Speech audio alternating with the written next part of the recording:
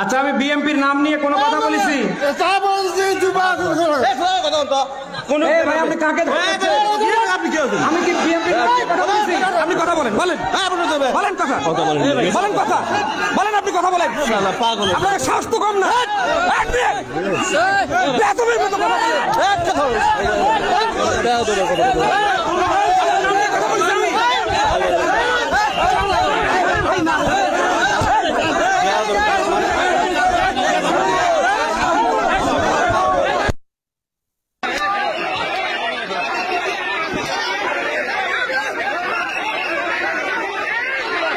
ভাই আপনাদের বিবেচনা করবে দেশের 18 কোটি মানুষ। তারা যদি আপনাকে ভোট দেয় আপনি চেয়ারে বসবেন, অসুবিধা কোথায়? জামাতি ইসলামীর কথা বললেই আপনাদের গা চুলকায় কেন? জামাতি ইসলামের কথা বললে গা চুলকায় কেন আপনাদের? সারা দেশে নিজেরা নাশকতা তৈরি করছেন, সারা দেশে নিজেরা টেন্ডারবাজিতে 180 মাইল বেগে চ্যাম্পিয়ন হচ্ছেন, আর সব দোষ চাপিয়ে দিচ্ছেন জামাতি ইসলামীর ঘাড়ে। আর এ কথা বললে আপনার গা চুলকায়। এই বসেন, আপনারা বসেন।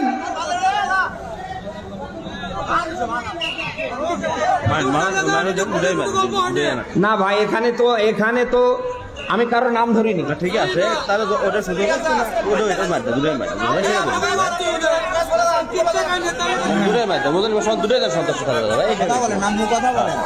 বসেন বসেন, এই বসেন। এই আমি কি এখানে উড়ে আইছি?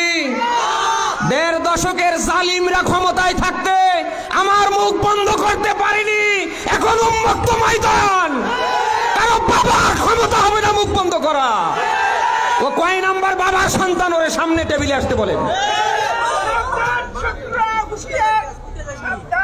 আরে এখনো ভোট হয় নাই, এখনো চেয়ার পায়নি, তাতে যদি এই গিয়ার দেখায় এরা সামনে ক্ষমতায় বসলে কি করে ফেলবে? এমন কিছু করিয়েন না যে এই 1.5 দশকের জালিমদের মতো ভোটে যাওয়ার আগে আপনাদের পরিণতি হয়। আজকে বিএনপির ভাবমূর্তি নষ্ট করছে এরকম কুলঙ্গারেরা। 10টা কথা যদি আপনি সহ্য করতে না পারেন, আপনি কিসের নেতা আমার বলেন তো?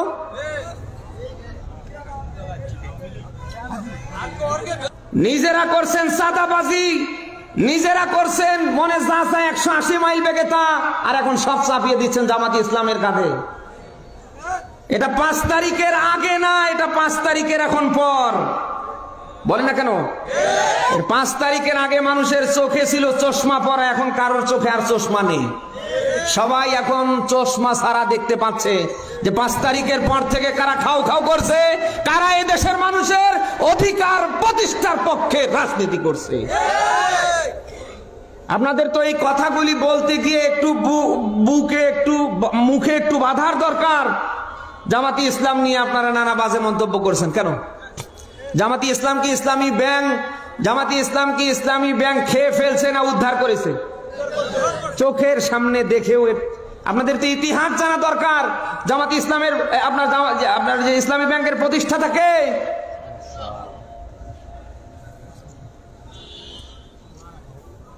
দেড় দশকের জালিমরা সর্বাত্মক প্রচেষ্টা চালিয়ে বাংলাদেশ জামাতি ইসলামীকে নিধন করতে পারেনি। এখন তো 5 তারিখের পরে আপনি যাই বলেন না কেন, জামাতি ইসলামীকে নিধন করা যায় না, সামনে যাবে না। নিজের যোগ্যতায় সামনে আগান, না হলে যাও আছে তাও সামনে থাকবে না। বলেন না কেন? আমরা চাই আগামীর বাংলাদেশ কোরআন সুন্নাহ ভিত্তিক যারা চালাবে তারা বাংলার চেয়ারে বসুক। কোন নব্য জালিমকে, নব্য স্বৈরাচারকে বাংলার কোন চেয়ারে আমরা দেখতে চাই না। এই মতের পক্ষে কারা আছেন দেখি? লিল্লাহে তাকবীর।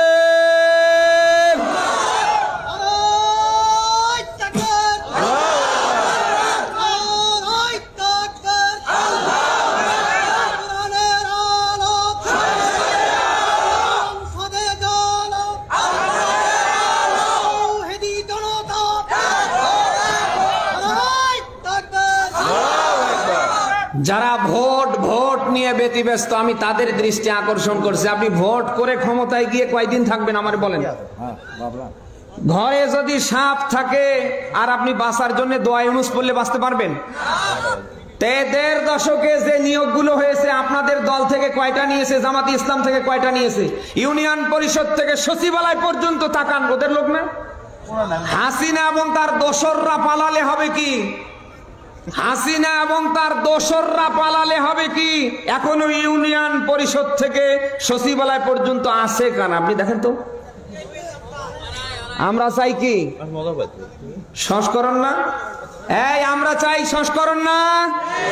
সন্ত্রাসী আওয়ামীর কোন সার পোকা যেন বাংলার কোন চেয়ারের সামনে না থাকে।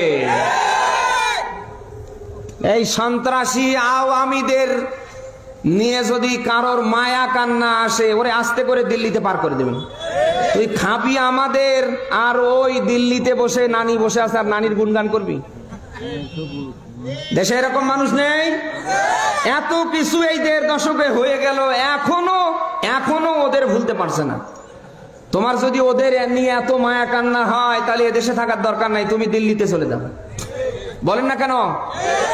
এই জন্য চোখের সামনে যদি কাউকে ওই ধরনের পান যে দেশের ভাবমূর্তি নষ্ট করবার জন্য চেষ্টা করছে, জুতো খুলবেন, এরপরে পিটা শুরু করবেন, এরপরে যা আছে কপালে হবে। আগামীর বাংলায় আওয়ামী সন্ত্রাসীদের দোসরদের জায়গা হয় না, সামনে হবে না ইনশাল্লাহ। আমরা কি এই পক্ষে এক না? বেরো বগুড়াবাসী, আমাদের রাজনীতির ভিন্নতা থাকতে পারে, আমাদের আকীদার অমিল থাকতে পারে, কিন্তু আগামীর বাংলাদেশ যারা কোরআন সুন্নাহ ভিত্তিক চালাতে চায়, আমরা তাদের জন্য এক। বলেন, আমাদের আকীদা ভিন্ন হতে পারে, আমাদের রাজনীতির অমিল থাকতে পারে, আগামীর বাংলাদেশ কোরআন সুন্নাহ ভিত্তিক চলবে, ওই পক্ষে আমরা। বলেন বলেন বলেন বলেন। এই জন্য আমার ভোট আমি দেব যাকে খুশি তাকে না, যে পাওয়ার যোগ্য হকদার তাকে দেব।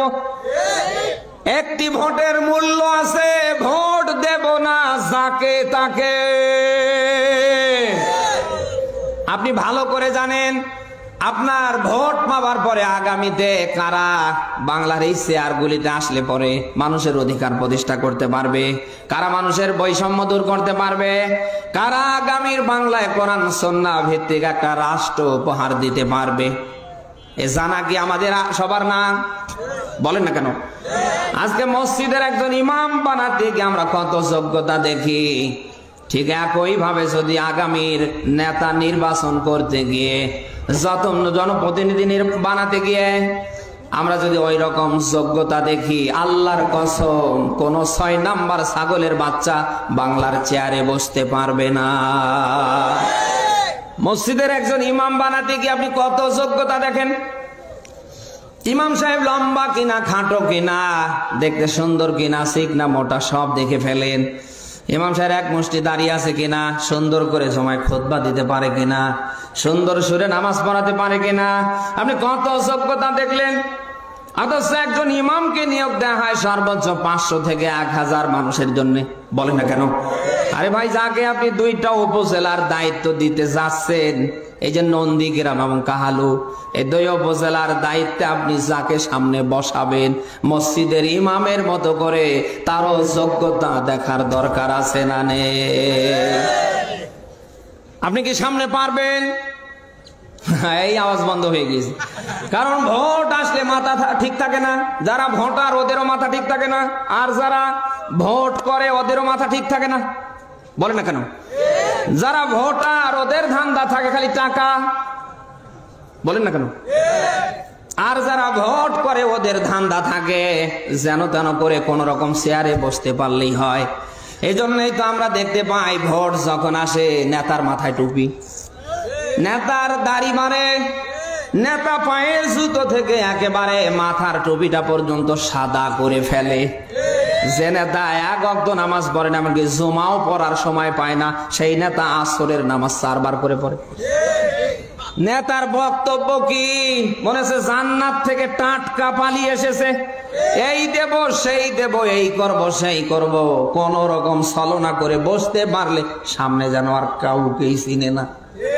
আমরা এমন ছলনাময়ী প্রতারক নেতাকে সামনে দেখতে চাই না।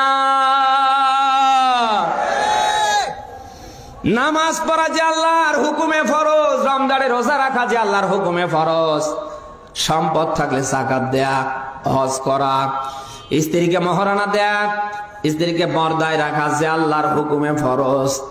আগামীতে আপনার আমানত নামক ভোট দিয়ে যোগ্য নেতা নির্বাচন করা ওই আল্লাহর হুকুমে ফরজ। আপনি সূরা নিসার 58 নম্বর আয়াতে ব্যাখ্যা পাবেন।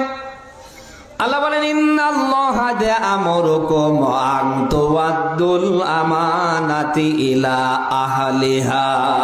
বলেন আল্লাহু আকবার। আয়াতের দিকে খেয়াল করেন। আল্লাহ বলেন নিশ্চয় আমি আল্লাহর আদেশ। আদেশ কার? বলেন বলেন বলেন। আল্লাহ বলেন আমি তোমাদের আদেশ দিচ্ছি, তোমাদের আমানত নামক ভোট তোমরা তাদেরকেই দেবে যারা পাওয়ার যোগ্য, যারা হকদার। কে বলছে? আকিমুস সালাহ, নামাজ প্রতিষ্ঠা। এ কথা কার? ওয়াতুজ যাকাত, সম্পদ থাকলে যাকাত দেয়া। এ কথা কার? সেই আল্লাহই বলছেন তোমাদের আমানত নামক ভোট তোমরা যাকে তাকে দিতে পারবে না, যে পাওয়ার যোগ্য হকদার তোমরা তাদেরকেই দেবে। এখন আপনি বলেন এই 5 তারিখের পর থেকে আজ ডিসেম্বরের 1 তারিখ পর্যন্ত এই কাহালু নন্দীগ্রামে কে ভোট পাওয়ার যোগ্য? আমি আর নিচে নামতে পারছি না।